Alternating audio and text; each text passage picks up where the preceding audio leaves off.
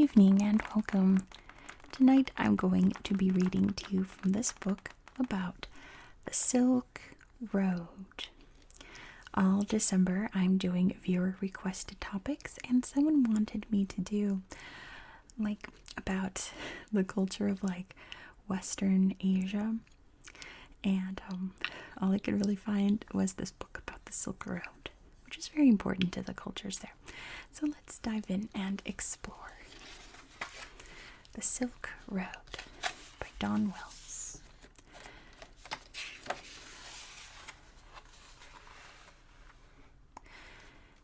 Bridging East and West. The Silk Road was one of the most important trade routes in the world.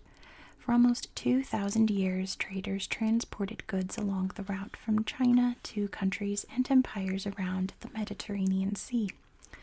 The Silk Road developed during the Han Dynasty in China. The route was named in the mid-19th century by German explorer Baron Ferdinand von Richthofen. He named it after the silk cloth that was transported from China to the West. The Silk Road was not really a road.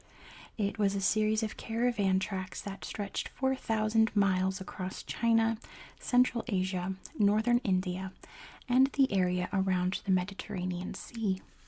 The Silk Road was made up of 3 major routes and hundreds of smaller side roads. All of the routes at the eastern end of the road began in Xi'an, the capital of ancient China. The northern route led from China to the Black Sea. The central route led to Persia, now known as Iran, and the Mediterranean Sea. The southern route took traders through Afghanistan and Persia to India.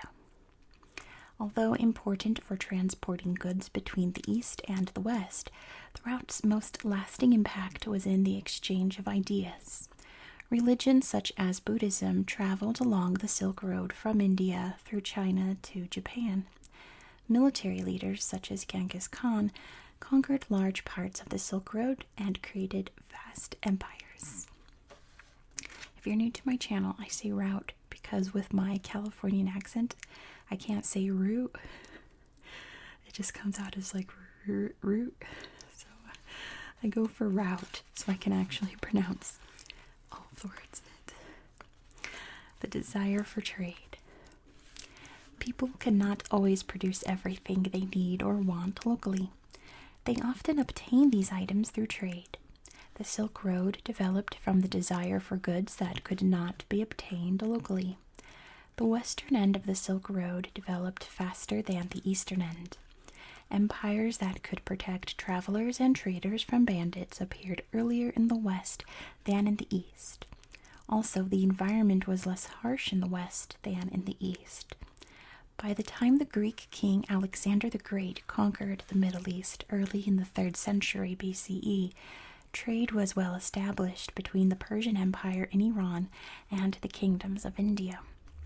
China was not part of the Silk Road trade route until the second half of the 2nd century BCE.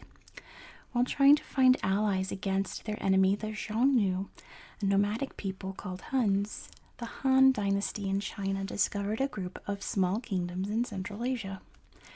These kingdoms had certain trade items the Chinese emperor wanted, such as horses for his cavalry. The Chinese established control of the caravan trails that led to these kingdoms. Once the Chinese had control of the caravan trails, the eastern end of the Silk Road opened for trade with Western empires, especially the Roman Empire. Boats of the desert. Caravans on the Silk Road transported silk, tea, and pottery from China to the western regions, and pearls, jade, herbal medicines, and perfume from Central and West Asia and Europe to China. The animal most commonly used in caravans was the camel, because it did not need to drink water for several days and could carry heavy loads. The camel became known as the boat of the desert. The 2-humped Bactrian camel was most often used in ancient caravans. The Bactrian camel could carry 400 to 500 pounds of merchandise 15 to 30 miles a day. If the weather was hot, caravans would travel at night. Camels do not like hot weather. In some areas, the camel was harnessed to a cart. Usually, the load was divided into two parts and secured on either side of the camel's back. Passengers were carried in large wicker baskets slung on each side of the camel. Up to 40 camels were fastened together in strings. A rope attached to a camel's nose ring was tied to a saddle of the camel in front. 3 or 4 strings of camels might travel side by side in a caravan. Sometimes camels would travel in one long line. Camels also wore bells. If the rope came untied, the camel could be found by listening for the sound of its bell.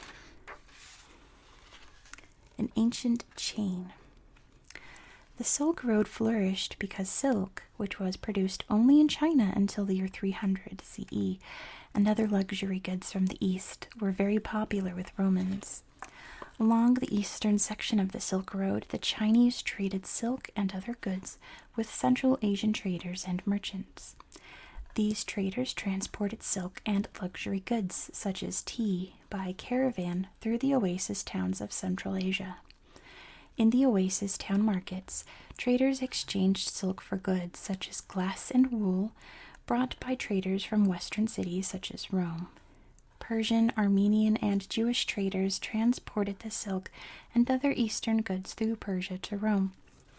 Roman citizens purchased the silk and other eastern goods with gold. Trade on the Silk Road resembled a chain, with each trader and segment of the trade route representing a crucial link in this chain. The trading that occurred along each trade route segment was known as peddling trade. A trader sold goods and bought other goods while traveling from one market to another. Sometimes traders exchanged goods without using money. This is called bartering.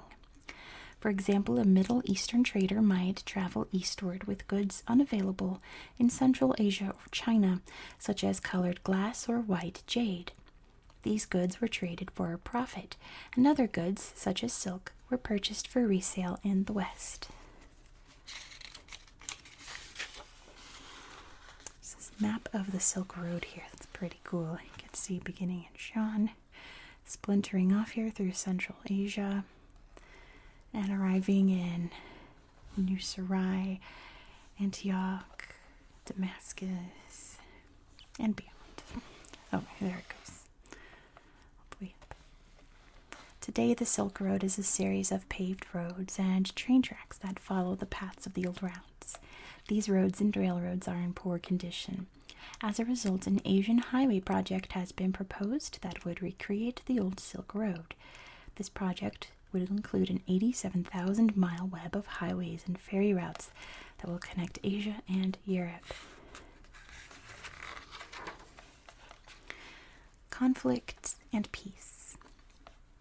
Successful trade on the Silk Road depended on peace and stability. There were 3 periods of relative peace on the Silk Road: the Han Dynasty, the Tang Dynasty, and the Mongol Empire. During the Han Dynasty, the Chinese extended the length of the Great Wall to protect caravans on the eastern end of the Silk Road.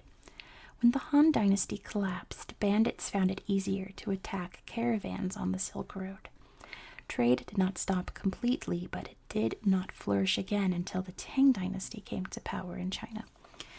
The Tang Dynasty provided security for caravans on the eastern end of the Silk Road. When the Tang Dynasty fell, trade once again suffered. During the 13th century, the Mongols conquered most of the territory covered by the Silk Road. The Mongols created a peaceful environment that allowed people, such as Marco Polo, to travel safely along the trade route. As the Mongol Empire's power declined, the Silk Road again became a dangerous trade route. Despite the stability created by the Chinese and Mongol empires, there were occasional battles between local governments trying to keep control of their part of the Silk Road. By the 15th century, sea routes from Europe to Asia had become established. These safer, quicker routes reduced the need to transport goods over the long and sometimes dangerous Silk Road. New inventions. The Silk Road affected people's lives. It affected those who lived along the route. It affected those who eventually received the goods traded on it. Local people profited from trade by catering to the needs of passing traders. Local governments charged foreign traders taxes when they passed through their regions. These taxes raised so much money that wars were fought to control trade along different sections of the Silk Road. New ideas and inventions were transported along the Silk Road and affected life in the East and West. For example, the Chinese invented the movable printing press in 1045. Johannes Gutenberg, a German printer, built an improved printing press in 1436. Gutenberg's printing press helped spread knowledge. Printing made it easier to produce more copies of old books and an increasing number of new books. Cheaper, more available written material helped Europeans enter the Renaissance. During this period, European art, politics, science, and society turned in new directions that led to modern ideas such as democracy. The development of cannons in the West is linked to the Chinese invention of gunpowder. Cannons made castles obsolete because cannonballs could blast holes through castle walls. Armor could not protect knights against men who carried guns. This changed the nature of warfare and forced armies to devise new ways to wage war. Let's read about some famous people on the Silk Road, starting with Marco Polo. Marco Polo is the best-known traveler on the Silk Road. Marco Polo was born in 1254 in Venice, Italy, a trade city. In 1262, his father and uncle traveled to the court of Kublai Khan in China. Kublai Khan was a powerful ruler who controlled most of the land on the eastern end of the Silk Road. Kublai Khan's rule over China and a large portion of Central Asia made it safe for people to travel the entire Silk Road. Marco Polo was 17 years old when his father and uncle returned to Italy. In 1271, Marco Polo's father and uncle took Marco with them on a trip to China.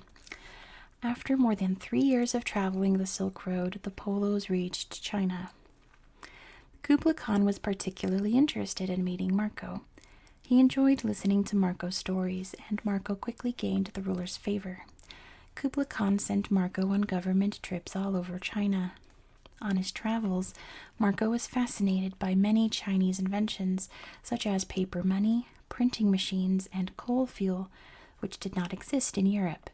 Marco stayed in China for 17 years before he returned to Venice. Marco Polo described his adventures in his book, The Travels of Marco Polo, or a Description of the World. And here is Genghis Khan. Genghis Khan was born in the 1160s. His father, Yasugi, was the leader of a small clan in northeastern Mongolia. When Genghis Khan was 9 years old, his father died. After his father's death, Genghis Khan worked for his father's brother, Togril Khan. Togril was Mongolia's most powerful leader at the time. Genghis Khan became a skilled military leader. He developed a new military system. His armies were split into groups of 10, 100, 1,000, and 10,000. Soldiers had 3 or 4 horses, so they always had fresh transportation. Genghis Khan attacked without mercy. His only goal was to conquer anyone who opposed him. Genghis Khan's opponents had to choose between becoming slaves or dying. Genghis Khan united the different Mongol clans. He convinced Mongolian leaders to serve Mongolia instead of their own clans. Genghis Khan ruled his empire from 1206 to 1227. His empire stretched from Hungary across Asia to Korea and from Siberia to Tibet.